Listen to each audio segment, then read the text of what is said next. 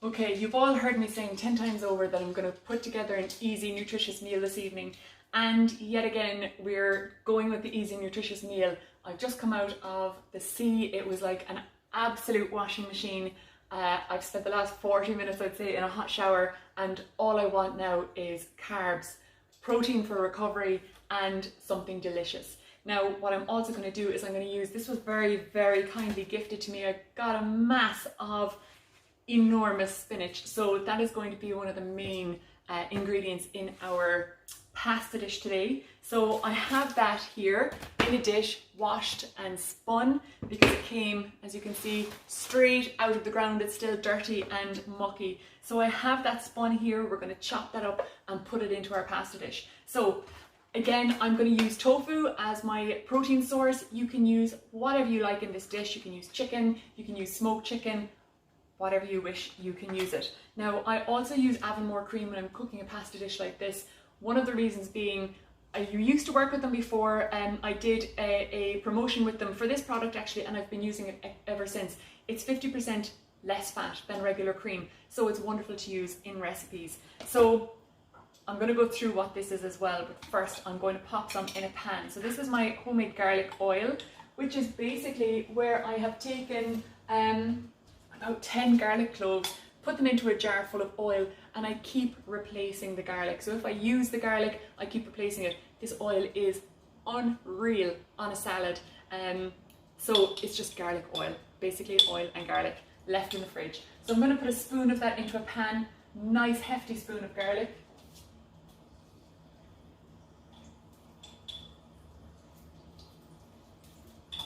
And that's on a low heat for now, okay? So I'm going to chop half a red onion. I don't want this dish to be too oniony. It is a beautiful, delicate, but gorgeous pasta dish. And there's going to be some Parmesan cheese in there as well, just to give it that delicious flavour. So I use red onion just because it gives it a little bit of colour. You can equally use white onion. If you love onions, put in the whole onion, whatever you like. Okay, so that's going to go into the frying pan with my garlic. Let's turn that back on. I also have some water on the boil here, so I'm going to stick my pasta in now, because by the time the sauce is ready, the pasta should be ready to go into it. So I saw in a program that you're supposed to add the pasta to the sauce and not the other way around.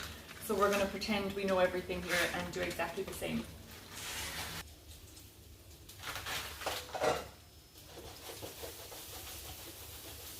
So always make sure not to burn your garlic. It can make it kind of taste bitter.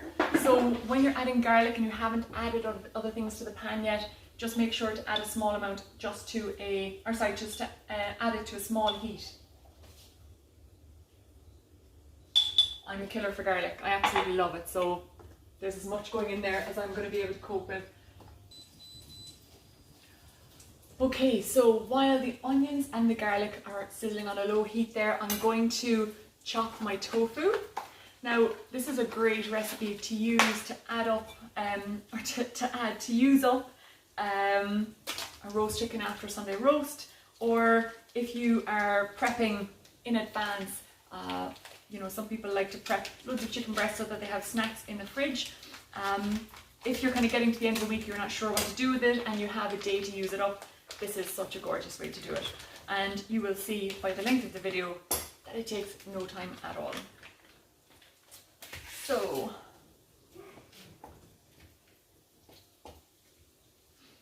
I'm often asked, what's the story with tofu and how can I stomach it and what's the taste like? To me, it doesn't really taste like anything. And I suppose the texture is kind of similar to chicken, or I don't know what else I would liken it to. So I'm just inclined to cut it into small pieces. And I don't really notice it. I do know, so I'm not eating it for the love of tofu. I'm eating it because I know I'm getting some good nutrition from it. So yeah, that's that question answered.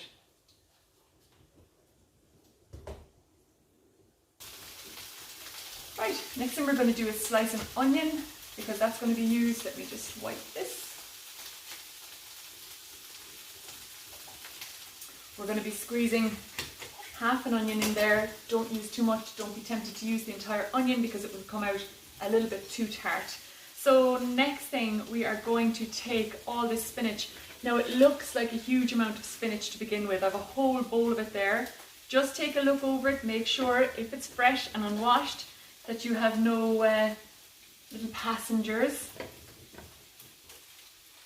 And we're going to just slice that all through. Especially with the larger leaf spinach here, it would just be a bit stringy, and here it's nicer just to have the small pieces. So, right, a little bit of nutrition then on spinach. Spinach contains lots of iron. Now, it's better if you're trying to increase your iron intake to ensure you're taking your iron alongside vitamin C. So, my professional advice on this would be to have some fresh fruit perhaps after your dinner with a little bit of meringue, maybe meringue nest, maybe some Eton mess, which is exactly what I'm going to have afterwards, or just to ensure that your vitamin C intake throughout your day is sufficient. Now it's also rich in magnesium and folates. Now I think some people assume that folates are just to be kind of paid attention to for women who are of childbearing age. In other words, somebody who could potentially become pregnant, because folates are in the B vitamin kind of family. They're essential for DNA production. So if you want to create or build DNA, folates are the important building block. And but they're also important for the development of red blood cells and lots of cells in the body. So anything, folates is kind of, the name comes from foliage, so anything green and leafy, broccoli, kale, cabbage, is going to be full of folates and full of good nutrition for you. Okay, I'm seeing a bit that wasn't washed properly there. We're going to pop them back in. Now, that should be nearly ready.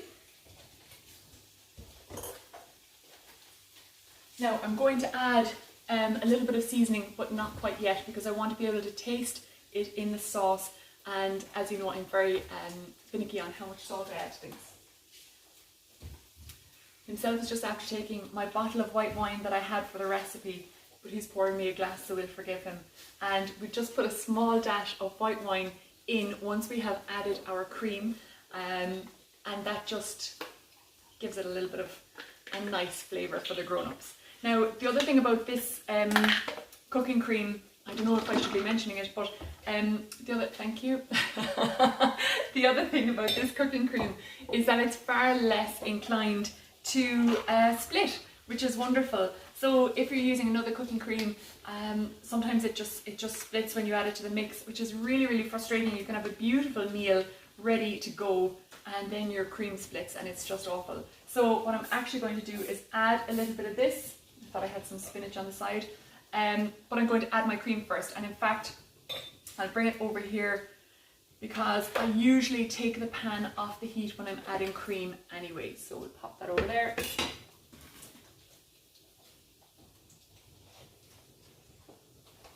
Okay, wait, now actually take...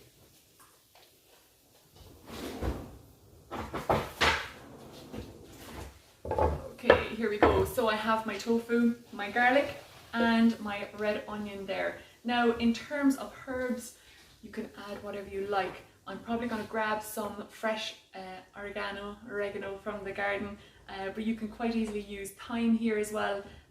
Add some fresh basil if you wish, although I prefer to keep the basil-y, pesto-y flavours kind of to one side really, unless I'm making pesto. So I'm going to add in my cream.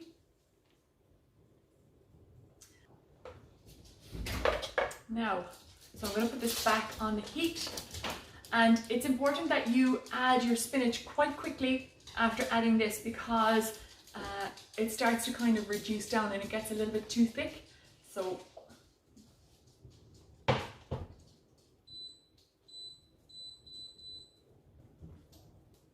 now, if you wanted to make loads of this sauce, you could also add some chicken stock, or you could add a little bit of vegetable stock or miso if you wished.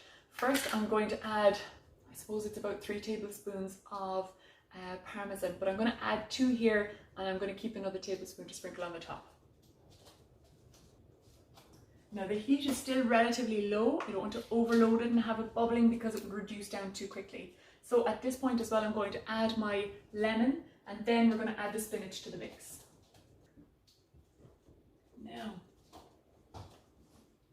okay, so next job is to add our spinach, and then we can just leave it to reduce down.